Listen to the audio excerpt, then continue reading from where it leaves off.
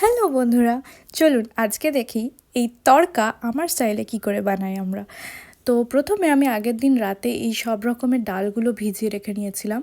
তো তার মধ্যে ছিল সবুজ মুগ, কালো কলাই, কিছুটা ছোলার ডাল আর অল্প একটু রাজমা।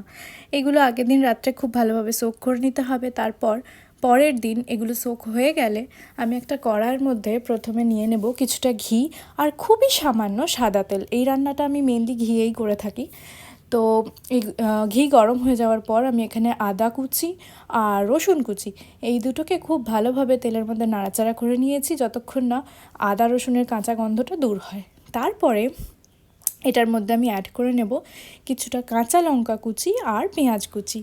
তারপরে এই সব কটাকে খুব ভালো করে নেড়েচেড়ে নিতে হবে আর ভাজা ভাজা করে নিতে হবে একদম ব্রাউন হওয়া অবধি। তারপর এর মধ্যে আমি অ্যাড করে দেবো টমেটো কুচি আর সেটাকেও খুব ভালোভাবে নেড়ে নিতে হবে। আর তার মধ্যে আরও অ্যাড করবো আমরা এবার কিছু মশলাপাতি। তো প্রথমেই আমি এখানে অ্যাড করছি কিছুটা জিরে গুঁড়ো, কিছুটা ধনে গুঁড়ো আর হলুদ। মানে আমাদের যা গুঁড়ো মশলা আমরা রেগুলার ইউজ করে থাকি আমরা সেগুলোই এখানে ব্যবহার করব। আলাদা করে কোনো গুঁড়ো মশলা এখানে ইউজ করছি না, নর্মাল আমাদের ডেলি লাইফে যেগুলো লাগে এগুলোই সব। তো এরপরে হলুদ গুঁড়ো অ্যাড করে নিয়েছি আর তারপর অ্যাড করে নেব নুন, পরিমাণ মতো নুন নিয়ে নেব। আমার যেহেতু এখানে অনেকটা পরিমাণ তড়কা রয়েছে তাই আমি নুনের পরিমাণটাও একটু বেশি দিলাম, আপনারা আপনাদের অনুযায়ী দিয়ে নেবেন। তো এটা খুব ভালোভাবে নেড়ে চেড়ে নিয়ে মোটামুটি টমেটোগুলো যতক্ষণ না গলে যাচ্ছে ততক্ষণ ভালোভাবে নাড়তে হবে।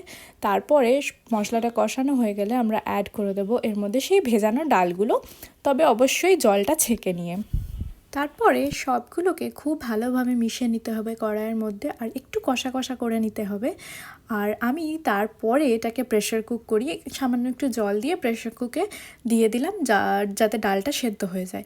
তো আমি প্রথমে এখানে একটা জোড়াতে সিটি দিয়ে নিই আর তারপরে 3টে সিটি দিই কম আঁচ করে। আর এই যে দেখতে পাচ্ছেন তাতেই আমার ডাল একবারে পারফেক্টলি কুকড হয়ে গেছে। আমি কিন্তু ডালটাকে আগে সেদ্ধ করে তারপরে তরকার মশলা বানিয়ে সেটা করি না। আমার মনে হয় যে একসাথে কষে ডালটাকে সেদ্ধ করলে টেস্টটা অনেকটা বেশি এনহ্যান্স হয় সেই জন্যে। তো তারপর ফাইনাল তড়কা দেওয়ার জন্য আমি কড়াইয়ের মধ্যে অ্যাড করে নিয়েছি আবার কিছুটা ঘি আর তার মধ্যে অ্যাড করেছি কিছুটা আদা রসুন কুচি, বাট এবার কিন্তু পরিমাণটা খুব কম। আর লাস্টে অ্যাড করে নেব তার মধ্যে কাশ্মীরি লঙ্কার গুঁড়ো।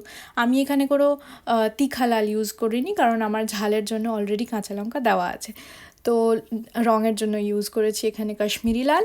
আর তারপরে অ্যাড করে নেব কিছুটা কুচোনো টমেটো আর খুব ছোট ছোট করে কুচোনো, এটা গলানোর কোনো দরকার নেই, একটু মুখে পড়বে সেই রকম। তারপরে লাস্টে অ্যাড করব এর মধ্যে গরম মশলার গুঁড়ো। এটা আমি শেষে অ্যাড করি কারণ প্রথমে দিলে এর স্মেলটা চলে যায় সেই জন্যে। আর তারপরে অ্যাড করে নেব আমাদের যে সেদ্ধ ডালটা করে রেখেছিলাম সেইটা। দেখতে পাচ্ছেন কালারটা কত সুন্দর চলে এসেছে এবার। এটা কিন্তু ওই লাল লঙ্কার গুঁড়োটা দেওয়ার জন্য এইরকম কালারটা এসেছে। আর তারপরে সব কিছু খুব ভালোভাবে মিক্স হয়ে গেলে আর সামান্য একটু জলও অ্যাড করেছিলাম আমি। তো তারপরে অ্যাড করে দিয়েছি এখানে বেশ খানিকটা কাসুরি মেথি আর বেশ খানিকটা বাটারটা দিলে কিন্তু টেস্টটা খুবই ভালো হয়ে যায় এই তরকার। মানে একটা সামান্য তরকার টেস্ট অনেকটা এনহ্যান্স হয়ে যায় এই শুধু বাটারের জন্যই।